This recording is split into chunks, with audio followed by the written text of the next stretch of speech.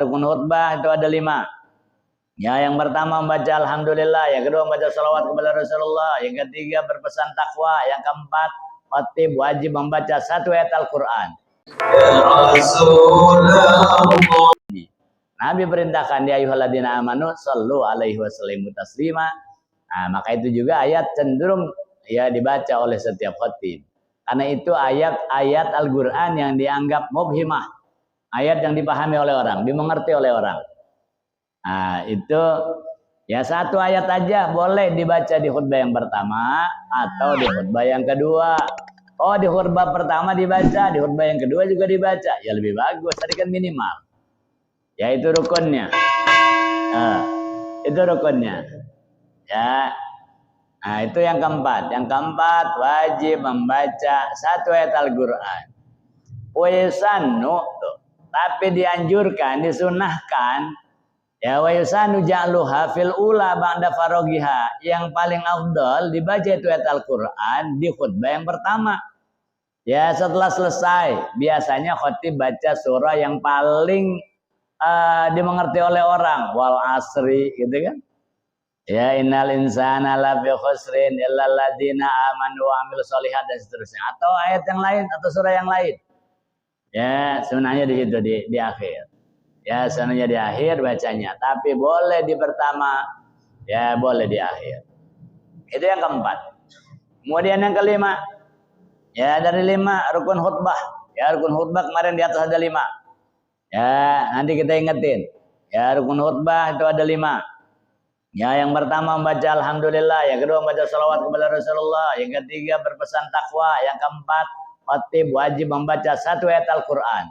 Walaupun yang lain semuanya bahasa Indonesia semuanya, tapi ada 1 ayat Al-Qur'an. Ya, nah, selain alhamdulillah, selain salawat, yang lain bahasa Indonesia semua. Ya, tetap dianggap boleh. Ya, ada 1 ayat Al-Qur'an.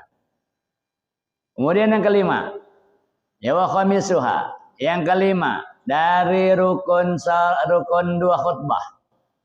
Ya, yang kelima itu ialah wa khamisuha ad-du'a'u lil mu'minina wal mu'minat fil khutbati tsaniyah bil ukhrawi. Ya bi ukhrawiyin. Wajib bagi khatib untuk menyampaikan doa, membacakan doa buat orang-orang mukmin dan mukminat, mukmin laki-laki dan mukmin perempuan. Itu wajib dibacanya fil khutbati tsaniyah, wajib dibacanya oleh khatib di khutbah yang kedua. Ya, bacanya di khutbah yang kedua. Allah maghfir lil mu'minina wal mu'minat wal muslimin wal muslimat. Itu. Ya. Nah.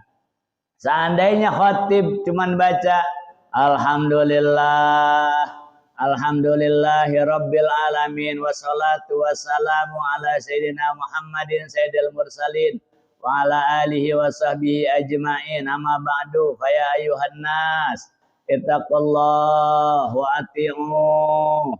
Ya, kama qala ta'ala ya ayyuhalladzina amanu taqullaha haqqa tuqatih wa la tamutunna illa wa antum muslimun. Barakallahu li wa lakum fil Qur'anil azim wa nafa'ani wa iyyakum bima fihi minal ayati wa dzikril hakim. Wa taqabbal minni wa minkum wa taqabbal ya karim. Ya, alhamdulillahirabbil alamin. Selesai khutbah, segitu doang udah sah. Namanya rukunnya itu intinya. Ya, segitu doang udah sah. Sehingga yang belum berangkat jam 12, begitu dia berangkat dulu habis main Jumat. Ya, ada khatib, gua kerjain lo. Kemarin gua lu kerjain, gua assalamualaikum masih kosong masjid. Enak aja lo. Ya, seandainya begitu sah. Makanya kalau yang khutbah bahasa Arab rata-rata itu khutbahnya ya masalah cuma 7 menit. Ya, nah, di masjid-masjid yang masih pakai kaidah itu, kita datang ke situ dari mulai azan sampai sholat itu cuma 10 menit. Kita datang ke situ setelah 10 menit, 15 menit udah kosong masjid. Nah, ya nah itu dia yang pada datang belakangan dia belum tahu aja dikerjain sama khatib. Nah, begitu. Nah, itu yang wajib. Yang kelima, khutbah doa buat mukminin mukminat. Wajib hukumnya itu bagi khatib. Ini memberikan satu pengertian buat kita bahwa mendoakan orang mukmin mukminat Ya, membacakan istighfar buat mukmin mukminat itu pahalanya sampai, ini satu catatan buat kita berarti. Jadi satu dalil. Ya, jadi satu dalil. Sehingga Allah wajibin bagi khatib itu wajib hukumnya tuh. Ya, wajib hukumnya itu khatib itu ya menyampaikan doa buat mukminin mukminat. Kenapa Allah wajibkan? Supaya jadi ingatan sama kita. Kalau doa jangan buat dewek doang. Doa jangan buat sendiri doang, doain juga orang lain. Maka kata Nabi itu umatun marhumah yadkhulul qubur bidunubin kal jibal wa yub'atuna wa yub'atu yaumil qiyamati. Ya, wa yub'atuna yaumil qiyamati bila dunub. Kata Nabi, umatku ini umat yang penuh rahmat. Meninggal dunia bawa dosa banyak. Ya, kata Nabi sampai segede gunung. Tapi nanti dibangkit dari akhirat dosanya atau udah nggak ada. Dari mana itu? Ya, bidu'ail lahya bistighfaril lahya lil amwat. Karena istighfarnya orang-orang yang hidup buat orang yang mati. Tuh. Ya, makanya beruntung kita jadi orang muslim. Kita nggak minta ampunan, orang mukmin yang lain mintain ampun. Kita nggak baca istighfar karena udah meninggal, tapi orang mukmin yang lain yang masih hidup istighfarin buat kita. Nah, ini Allah jadikan kewajiban untuk mendoakan. Khatib wajib mendoakan lil mukminin wal mukminat. Ini wajib ditaruh fil khutbah tsaniyah, ditaruhnya di khutbah yang kedua. Kalau ditaruh di khutbah yang pertama nggak sah tetap. Tuh, karena rukunnya harus dibaca doa buat mukminin mukminat di khutbah yang kedua. Tapi di khutbah yang pertama dia baca, di khutbah yang kedua dia baca, lebih bagus. Gitu. Dan doa itu biukhrawiyin, buat doa kebaikan akhirat bukan dunia. Ya kalau doanya buat duniawi, buat urusan dunia nggak sah. Ya kita doain ya Allah, ya jadikan usaha orang-orang mukmin di dunia usahanya biar pada makmur, pada lancar. Nah, urusan dunia doang nggak cukup, belum cukup. Ya belum cukup. Tapi kalau doanya dunia akhirat boleh. Yang pada usaha lancar, dosanya yang pada meninggal diampunin. Nah, namanya ada. Ya, doa di situ khusus ya biukhrawiyin, yaitu doa untuk kepentingan akhirat. Kepentingan akhirat apa? Ampunan dosa, diangkat derajat, diluaskan kubur, itu kan? Ya, dijauhkan daripada adab api neraka jahanam. Tuh. Ya, itu ya rukun khutbah. Rukun khutbah yang 5 itu yang udah harus kita ingetin, itu udah 5. Wajib khatib menyampaikan 5 rukun khutbah itu. Yang pertama mengucap alhamdulillah, yang kedua salawat kepada Rasulullah, yang ketiga berpesan takwa, nasihat ketakwaan, yang keempat membaca ayat Al-Qur'an di salah satu khutbah. Kemudian yang kelima yaitu wajib mendoakan buat orang mukmin dan mukminat, tapi itu naruhnya di khutbah yang kedua. Itu rukunnya cuma segitu doang. Ya, rukunnya segitu doang. Kemudian ada syarat lain. Syarat lisihatil khutbah, dan juga menjadi syarat untuk kesahan itu khutbah. Karena kalau khutbahnya sah, berarti insya Allah Jumatnya sah. Kalau khutbahnya aja udah nggak sah, Jumatnya nanti ikut nggak sah. Tuh.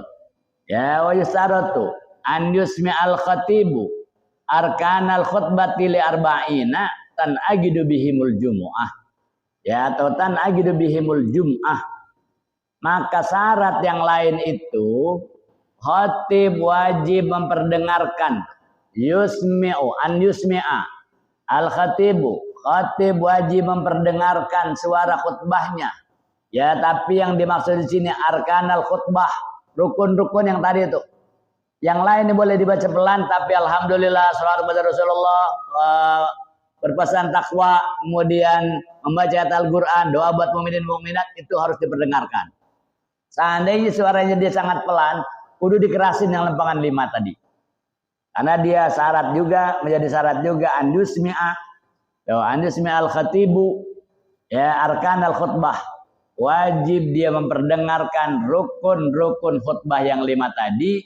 Ya kepada siapa? Di arba'ina, kepada 40 orang saja sebenarnya. Yang wajib itu. Ya li arba'ina, tanagir bihimul jum'ah, kepada 40 orang yang menjadikan sahnya Jumat. Ya, min ahlil Jum'ah, itu yang harus dengar. 40 orang segini kedengaran ke sono ke belakang kedengaran, udah nggak cukup. Seandainya nggak pakai speaker, kita tinggal di daerah yang aspek anti speaker, ya, dianggap speaker itu masih bid'ah. Ya memang benar speaker ini bid'ah. Ya tapi namanya alat bantu. Ya alat bantu. Sama sama kacamata bid'ah. Kalau semuanya dianggap bid'ah, kita baca Quran pakai kacamata bid'ah. Tuh, biar tahu juga. Ya jangan semuanya dibilang bid'ah. Segala yang baru itu bid'ah. Namanya barang baru zaman Rasulullah itu bid'ah. Yang dia lakukan Rasulullah itu bid'ah. Ya Nabi baca Quran pakai kacamata. Kita pakai kacamata. Ya, nah, kita baca pakai kacamata. Itu juga sama bid'ah. Tapi bid'ah hasanah, bid'ah yang bagus. Ya karena kalau nggak pakai kacamata kita baca Quran nggak kelihatan, kayak semut aja udah berbaris. Oh, ya kan? Ini kan namanya alat bantu yang baik. Kalau kita nggak pakai kacamata, nggak bisa kita baca kitab, nggak bisa kita baca Quran. Tapi dengan ada kacamata sama dengan speaker, gitu kan? Kalau speaker doang nih nggak pakai speaker, paling denger ini doang. Belakang nggak dengar, ya kan? Nah, namanya alat bantu yang baik. Sama begitu. Ya. Nah, jadi dia wajib memperdengarkan suara, menyampaikan rukun yang 5 tadi dalam khutbah itu kepada 40 orang min ahlil jum'ah. Kewajiban khatib memperdengarkan itu. Ya, memperdengarkan itu. Sekarang ya tuh, bi an yarfa sautahu bi qadri mayasmauna. Ya, dia wajib sedikit mengeraskan suaranya. Ini bagi yang enggak pakai speaker. Wajib sedikit mengeraskan suaranya, an yarfa sautahu bi qadri mayasmaun. Ya, sekadar orang 40 orang tuh dengar. Oh, ya. Sekarang orangnya enggak pada dengar. Walam yasma'u liwujudil laqtin wa nu'asin. Ya, orang enggak pada dengar. Kenapa? Yang di depan itu semuanya tidur. Semuanya mules. Enggak jadi alasan itu, enggak salah khatib. Ya, semuanya pulas, nunduk semuanya. Ya, begitu selesai, baru kaget. Imam udah usolli, masih belum pada bangun. Nah, itu bukan salah imam, salah makmum. Ya, salah makmum. Ya, liwujudil laqtin, atau ada suara gaduh di belakang itu bocah ramai banget. Ya, banyak buat anak-anak di belakang sehingga suara gaduh itu enggak kedengeran tuh suara imam. Suara khatib enggak kedengeran. Anak di belakang tuh ramai banget, atau masjidnya di pinggir jalan. Suara lalu lintas begitu gaduh, suara knalpot kendaraan. Ya, knalpot kendaraan sehingga enggak kedengeran. Atau ada di pinggir jalannya macet, ada suara sirene ambulan, sirene Blanwir, enggak kedengeran suara itu tadi. Ya, khatib itu menyampaikan khutbahnya itu enggak kedengeran rukunnya. Itu enggak jadi halangan. Ya, ini dalam kondisi normal. Tuh. Ya, dalam kondisi normal. Lalu somamin. Tuh, tidak dianggap bagi orang yang budek. Ya, yang bolot, yang enggak dengar, itu enggak dihitung. Ya, di sini ini kampung bolot. Nah, yang dengar cuma atu, yang lain budek semuanya. Ya, enggak jadi ukuran. Yang jadi ukuran yang dengar. Al-Bu'din atau terlalu jauh. Yang jauh itu enggak jadi ukuran. Yang di belakang pintu sono itu enggak jadi ukuran. Enggak bisa ditanya, "Nah, di belakang pintu kedengeran enggak?" Enggak, ya jauh. Enggak jadi ukuran. Ya, yang jadi ukuran kalau 40 orang kan segini paling segitu. Ya, 40 orang. Nah, itu yang wajib diperdengarkan waktu menyampaikan 5 khutbah itu. Memperdengarkan suara rukun-rukun khutbah itu kepada 40 orang, itu yang wajib. Itu yang wajib. Bahkan wal mu'tamad annahu la yustaratu fil khatibi an yusmi nafsah. Tidak menjadi ukuran itu khatib wajib mengeraskan suaranya biar dia sendiri dengar. Ya, biar dia sendiri dengar. Lah kalau khatibnya budek, dia sendiri kagak dengar apa yang disampaikan. Ya, di sendiri kagak dengar apa yang disampaikan. Nah, itu enggak jadi ukuran. Jadi yang jadi ukuran itu kepada 40 orang. Li'anahu yubhamu mayagul. Li'anahu yubham mayagul. Yang penting yang disampaikan itu orang mengerti apa yang diucapkan. Tuh, sehingga kalau imamnya maaf budek, khatibnya bolot, fayakfi isma'u tis'atan wa salasin, maka dia cukup memperdengarkan kepada 39 orang saja. Tadi kan 40 sama khatib. Jangan khotibnya budak, khotibnya kagak denger. Ya, khotibnya nggak dengar. Kalau bilangin udah rapi aja itu, pakai ditimpuk khotib. Timpuk baru tahu. Udah selesai, waktu udah habis. Ya, khotib di bawah dibilangin, waktu udah kelamaan. Ya, nah, dia baru tahu kalau ditimpuk. Nah, itu nggak jadi ukuran. Ya, itu nggak jadi ukuran. Jadi yang jadi ukuran itu ialah khotib wajib menyampaikan, memperdengarkan suara 5 rukun khutbah tadi kepada para jamaah. Kemudian syarat yang lain. Ya, syarat yang lain lagi al-mualat, wa syaratul mualat baina kalimatil khutbah ya wa bainal khutbatain. Khatib wajib itu mualat, bersambungan itu kalimat-kalimatnya. Ya, kalimat-kalimat itu sambung menyambung. Baina kalimatil khutbah, antara satu kalimat khutbah ke kalimat yang lain itu nyambung. Ya, enggak berhenti lama begitu, enggak. Ya, berhenti lama, khutibnya lama dulu. Ya, jadi harus sambung menyambung tuh kalimatnya tuh ya harus bersambung. Juga bainal khutbatain, antara khutbah yang pertama dengan khutbah kedua juga sama harus nyambung. Tuh, ya khutbah yang pertama dengan khutbah yang kedua itu kemarin jedahnya nggak boleh terlalu lama. Ya, nggak boleh terlalu lama. Nah, sekedar duduk baca surah Al-Ikhlas kemarin gitu ya. Kemudian apalagi wa bainahuma shalah, antara khutbah yang pertama nyambung ke khutbah yang kedua, dari khutbah yang kedua nyambung ke salat juga sama. Wala farqa baina kalimatiha. Ya bainal khutbatain wa bainahuma wassalah, antara khutbah yang pertama itu enggak boleh ada jeda lama kepada khutbah yang kedua, setelah khutbah yang kedua ke salat itu juga enggak boleh terlalu lama. Walau bi udrin, sekalipun dengan alasan. Seperti apa? Karena umin ya tidur, khatibnya habis khutbah kecapean nyender pules. Nah, kalau jedahnya lama tetap itu dianggap putus. Ya, nah, tetap nggak boleh. Ya, apalagi wa irma atau imam khatibnya pingsan. Ya, khatibnya pingsan. Nah, atau sakit. Nah, kalau jedahnya lama dari khutbah ke salat, khutbah kedua ke salat atau khutbah pertama ke khutbah kedua, batolatil khutbah, khutbahnya dianggap batal. Jadi nggak boleh ada jeda lama. Itu masalahnya. Batolatil khutbah, maka khutbah dianggap batal kalau jedahnya terlalu lama. Atau haratul hadas wal khubusi. Ya, fi thawbin wa badanin wa makan. Juga wajib khatib itu terhindar daripada hadas. Enggak punya hadas besar, juga enggak punya hadas kecil. Bersih dari hadas. Apalagi wal khubus, bersih dari najis. Apanya? Fi thawbin, pakaian khatib enggak boleh ada yang kena najis.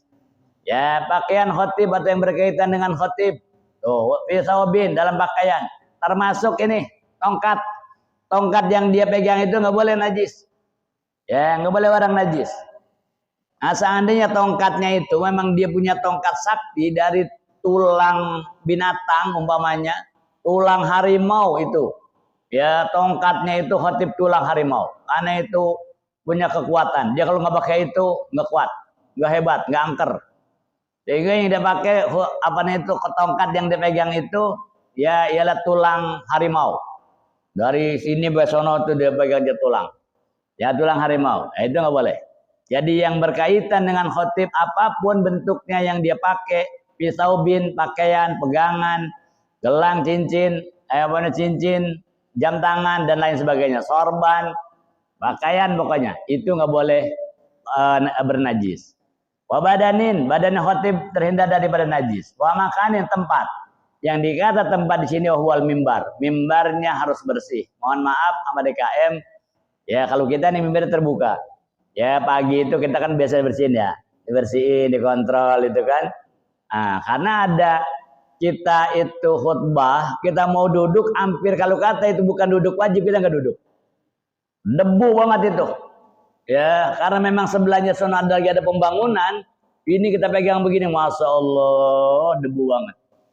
Ya, nah, sekarang kita pegang, kita mau duduk, kita pakai baju putih.